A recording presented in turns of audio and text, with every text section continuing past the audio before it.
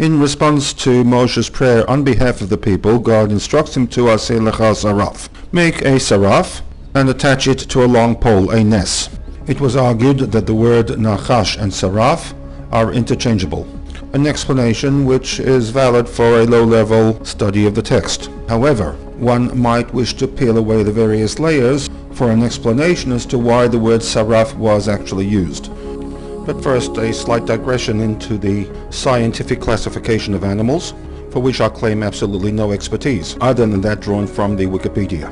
When we start drilling down from the top of the animal kingdom, we will eventually reach a class identified as the reptilia, which I guess to the layman would represent reptiles. Within the reptile class we have 4 groups. The first, Crocodilia, I assume would include crocodiles and alligators. The second I cannot even pronounce. The third is the Squamata group, that is made up of 3 suborders, the lizards, the snakes, and the worm lizards. It is the Serpentes, serpents, which is of interest, for which there are 15 families and 2,900 species. Worth noting is the fact that most are non-venomous. However, as we are very well aware, some possess venom that is potent enough to cause painful injury and death to the human. Within the narrative segments of the Chumash, the term used most frequently is Nachash.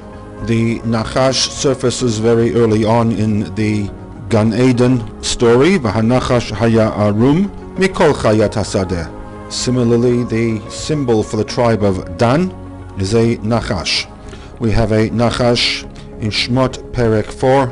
In Moshe's first encounter with HaKadosh Baruch Hu at the burning bush, Moshe requests a sign that he can present to the people. For this communication, he is told to take his stick and hashlichehu arza. The Chumash testifies that this mater became a nachash. By strange contrast, when a sign was needed in the presentation to Paro, Shmot Perek Zayin, Aharon's mater turned into a tanin, which some commentators translate as a sea snake, alternatively an alligator, both of which are part of the reptilia group mentioned earlier. In Bamidbar, however, Moshe is told to take a saraf and attach it to a nes.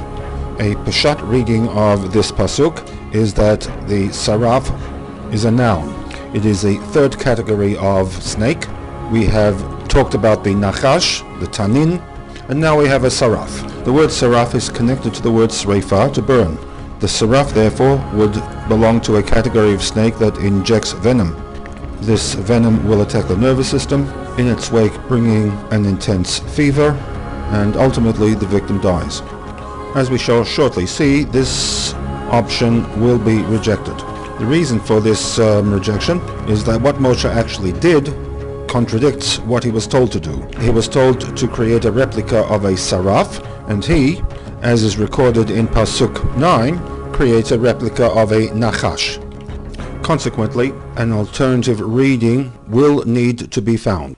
In Pasuk 6, we are told that Vayishlach Hashem ba'am, that against the nation God sends et hanechashim hasrafim, and these nechashim hasrafim attack the nation, and an Am Rav from Yisrael died. The word hasrafim in this context is an adjective and translates poisonous snakes in the Kaplan translation, fiery snakes in some of the others. Since Pasuk 8 is the antidote to the sickness or the plague of Pasuk 6, one could argue that there is a relationship between the two, both in content and also in terminology. In Pasuk 6, the srafim is a descriptive, an adjective to a noun, the nachashim. And therefore, when we come to Pasuk 8, where God says, Aseh lecha saraf, we could read that saraf in a similar vein, that it is an adjective, not a noun. It is an adjective to an implied noun that has been dropped from the Pasuk. And what we have is God telling Moshe to Aseh lecha nachash saraf. By doing this, we remove the original question relating to the contradiction between what Moshe was told, saraf, and what he did, a nachash, as well as a justification for Moshe's statement that HaKadosh Baruch Hu kora'o nachash, referred to the object as a nachash.